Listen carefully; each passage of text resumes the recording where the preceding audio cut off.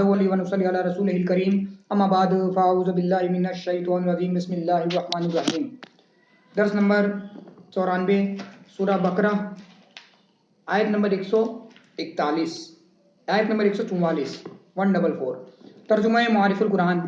ہم ملاحظہ کر رہے ہیں تمہارے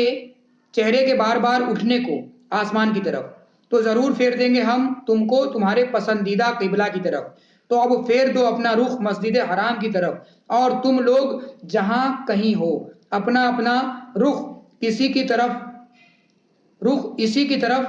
کرو، اور بے شک جو دیے گئے تھے کتاب ضرور جانتے ہیں کہ بے شک یہ حق ہے ان کے رب کی طرف سے، اور نہیں ہے اللہ بے خبر ان کے کرتوتوں سے۔ تفسیر اشرفی۔ ہم ملاحظہ کر رہے ہیں اے محبوب تمہارے چہرے کے بار بار اٹھنے کو اور بار بار آسمان کی طرف تمہارے متوجہ ہونے کو، اور ہم جان رہے ہیں کعبہ کو قبلہ بنا دینے کی تمہاری دلی خواہش کو، تو یقین جان لو ضرور پھیر دیں گے، عنایت فرمائیں گے، رخ کرنے کی قدرت دیں گے ہم تم کو تمہارے پسندیدہ قبلہ کی طرف جس کی محبت آپ کے دل میں ہے، اور آپ جس کے قبلہ ہونے کے مشتاق یعنی چاہک ہے، اور یہ محبت و اشتیاق بھی کچھ نفسانی خواہش یا طبعی غرض سے نہیں بلکہ مقاصد دینیہ کی وجہ سے ہے۔ تو اب بغیر کسی تاخیر کے فوراً ہی پھیر دو اپنا اور اپنے پورے بدن کا رخ جہت کعبہ مسجد حرام کی طرف۔ چنانچہ نصف رجب سن ہجری 2 بروز دسمبا جبکہ آپ مسجد بنی سلمہ میں بوقت جوہر نماز پڑھ رہے تھے اور 2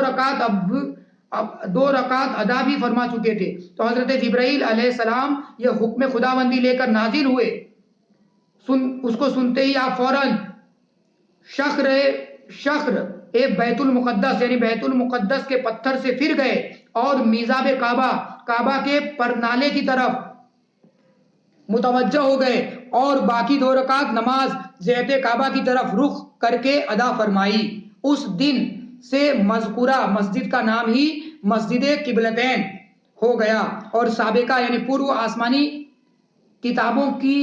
یہ بات واضح ہو کر سامنے آ گئی کہ آخری نبی کی ایک یہ بھی خاص پہچان ہے کہ وہ 2 قبلوں کا امام ہوگا۔ اولاً پہلے نبی کریم کو خاص طور پر مخاطب فرما کر تحویل قبلہ کا حکم دیا، اس کے بعد تمام امتیوں کو جہت کعبہ مسجد حرام کی طرف پھر جانے کو اور اس کو اپنا قبلہ بنا لینے کا عمومی حکم نازل فرمایا، اور ارشاد فرمایا، اور اے امت محمدیہ تم لوگ بحر و بر، نرم و ہموار، زمین یا بلند و بالا پہاڑ،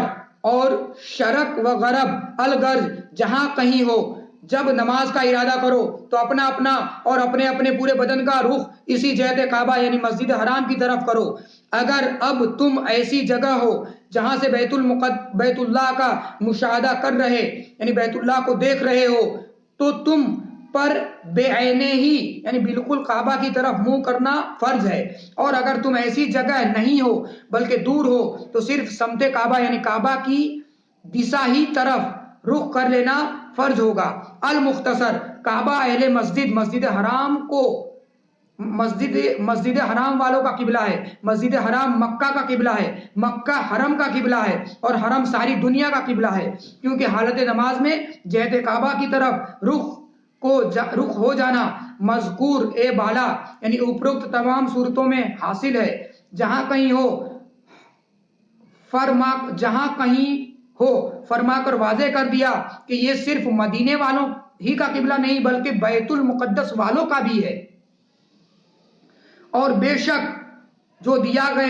دیے گئے تھے کتاب یعنی یہود و نصارہ ضرور جانتے ہیں ان کے نبیوں نے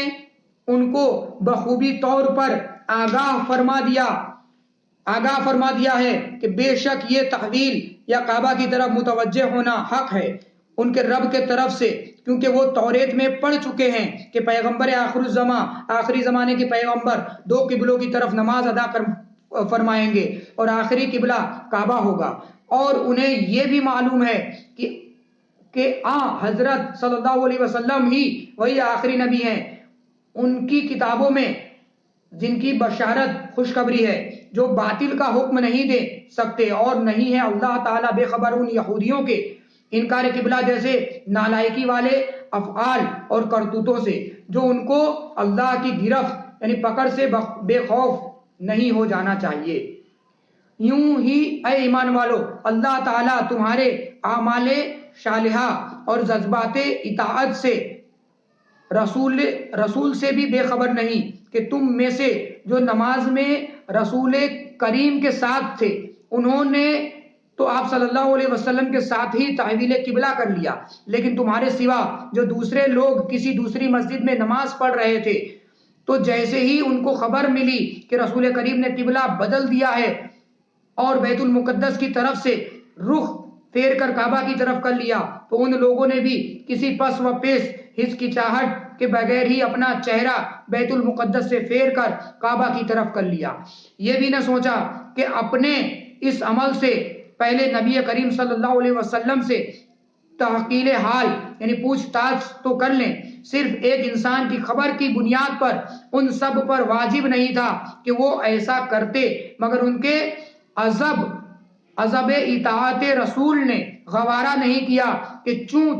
چرا یعنی بحث میں پڑھ کر اطاعت رسول کو انجام دینے میں ذرا دیر کے لیے بھی تاخیر یعنی لیٹ کریں۔ تسلیم و رضا کے لیے اس بے مثال نمونے سے تمہارا رب کریم بے خبر نہیں ہے۔ یقیناً تم سب کے لیے اس کی طرف سے وعد اجر عظیم بڑے ثواب کا وعدہ ہے۔ آگے اللہ تعالیٰ اپنے محبوب کو تسلی دے رہا ہے کہ اے محبوب، آپ ان یہودیوں کے اعتراضات سے پریشان خاطر یعنی دکھی نہ ہو۔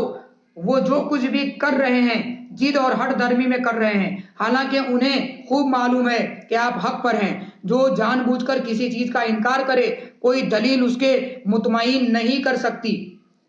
کوئی دلیل اس کو مطمئن نہیں کر سکتی۔